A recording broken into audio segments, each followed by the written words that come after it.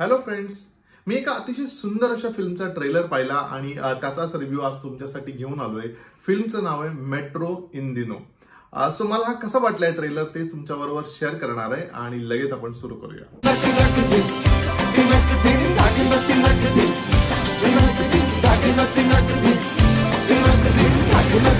At least look at me now when I'm talking to you. So 2007 मध्ये metro नावाची film आपल्या भेटीला आली होती आणि त्याच्या म्युझिकने जणू काही आपल्यावरती म्हणतात ना असं मॅजिक केलं होतं. प्लस फिल्मचा विषयही खूप छान, खूप तरल असा विषय होता.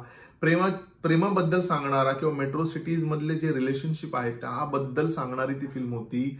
आणि त्यानंतर ऑलमोस्ट 2 दशकं गेलीत मध्ये आणि 2025 मध्ये आता ही मेट्रो इन दिनो म्हणजे प्रेमाची काय जर्नी झाली किंवा रिलेशनशिपची बेसिकली काय जर्नी झाली आहे 2007 ते 2025 पर्यंत, मला वाटतं ते कुठेतरी आपल्याला ह्या फिल्म मध्ये पाहायला मिळणार आहे.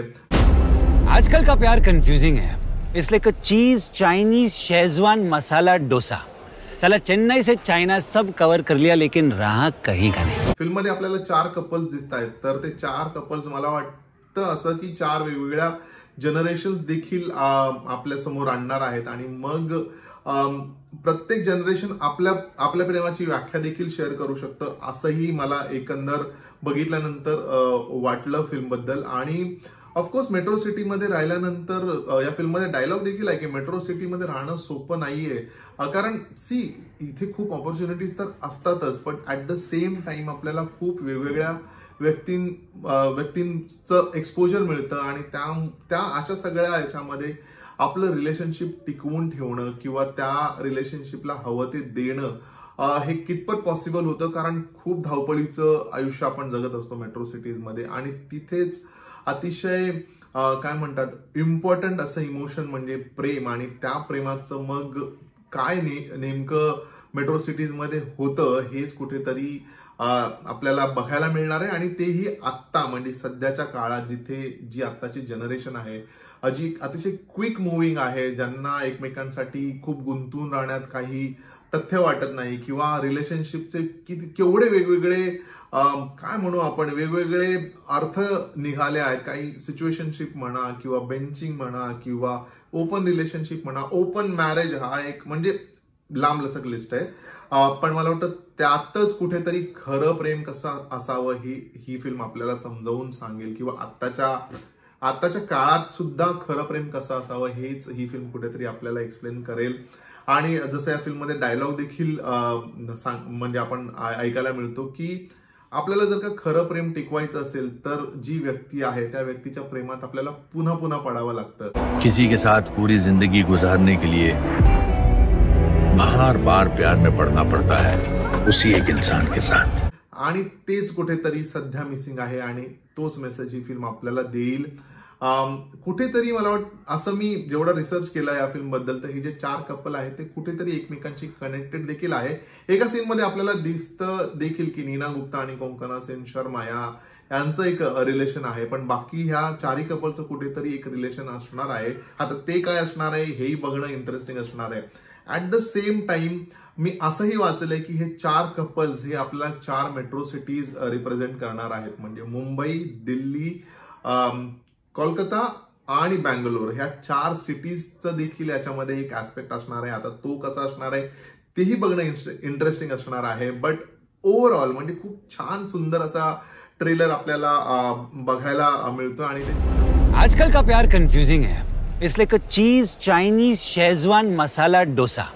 चला चेन्नई से चाइना सब कवर कर लिया लेकिन रहा कहीं का नहीं. तेच कुठेतरी हरवलं आहे, मिसिंग आहे असं आत्ताच्या सध्याच्या जनरेशन मधून आपल्याला दिसतं. त्यामुळेच डिवोर्सेस म्हणा किंवा ह्या गोष्टी खूप जास्त वाढताना देखील दिसतंय. बट मला वाटतं हे सगळं आपल्याला ह्या फिल्म मधनं आपल्याला पाहायला मिळणार आहे. एक इमोशनल रोलर कोस्टर असणार आहे हे बघूनच आपण ट्रेलर बघूनच सांगू शकतो. At the same time metro cities मध्ये काय म्हणजे मेट्रो सिटीज मध्ये राहणं तसं सोपं नाहीये. इकडचं लाईफ एवढं फास्ट आहे, एवढ्या ऑपॉर्च्युनिटीज आहेत, एवढ्या वेगवेगळ्या लोकांबरोबर एक्सपोजर आपल्याला मिळतं आणि त्यात जे एक रिलेशनशिप आहे ते टिकून ठेवणं, टिकून राहणं रॅदर किती काय म्हणतात तसं कठीण होऊन बसलेलं आहे आणि तेच कुठेतरी आपल्याला या फिल्मच्या माध्यमातून आपल्याला कळणार आहे, पाहायला मिळणार आहे. मला अतिशय खूप छान वाटला हा ट्रेलर.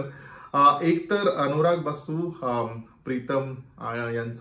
प्रीतमचं म्युझिक, त्यामुळे मेट्रो जी फर्स्ट पार्ट आला होता त्यातलीच गाणी एवढी सुंदर झाली होती की ते अजूनही एव्हरग्रीन सॉंग्स आहेत. आणि आय एम लुकिंग फॉरवर्ड की ह्या फिल्मचं म्युझिक आपल्याला काळानुरूप बदललेलं तर असायलाच हवं, कारण ऑफकोर्स जसं मी म्हटलं की 2 दशक मध्ये गेली आहेत आणि त्यानंतर ही आली आहे, तर त्यामुळे त्या अनुषंगाने ते म्युझिक असेल किंवा त्या फ्लेवरचं ते म्युझिक असेल आणि काय इम्पॅक्ट येतो त्या म्युझिकचा तेही बघायला मजा येणार आहे. कारण आणि ते 4 कपल्स म्हणजे आदित्य रॉय कपूर आणि सारा अली खान किंवा अली फजल आणि फातिमा सना शेख म्हणा, किंवा अनुपम खेर आणि नीना गुप्ता, पंकज त्रिपाठी आणि कोंकणा सेन शर्मा, तो ह्या चौघांच्या ऍक्टिंगचा देखील आपल्याला एक फ्लेवर बघायला मिळणार आहे. त्यांच्या ऍक्टिंगचे, त्यांचे परफॉर्मन्स पण आपल्याला खूप छान पद्धतीने पाहायला मिळतील, कारण इमोशनल रोलर कोस्टर असणार आहे. याच्यामध्ये हार्ट ब्रेक देखील असणार आहे, रिलेशनशिप तुटण्याचे किंवा असेही काही काही आपल्याला ह्या ट्रेलर मध्ये काही काही सीन्स दिसत आहेत. मुझे ये भी नहीं पता वो बच्चा मेरा था कि नहीं. क्या कहा? तू लूजर था, तू लूजर है.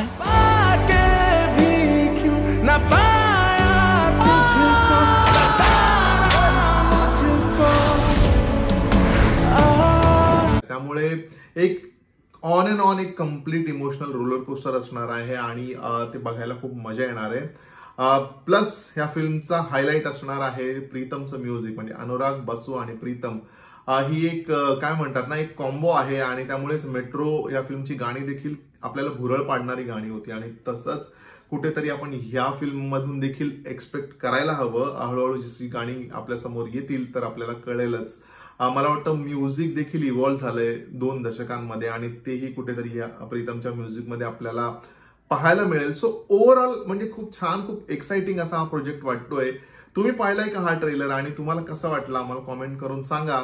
माझा रिव्ह्यू कसा वाटला हेही मला कॉमेंट करून सांगा. व्हिडिओला लाईक करा, शेअर करा आणि चॅनलला सबस्क्राईब करायला विसरू नका. आपण भेटूया लवकरच. तोपर्यंत स्टे ट्यून.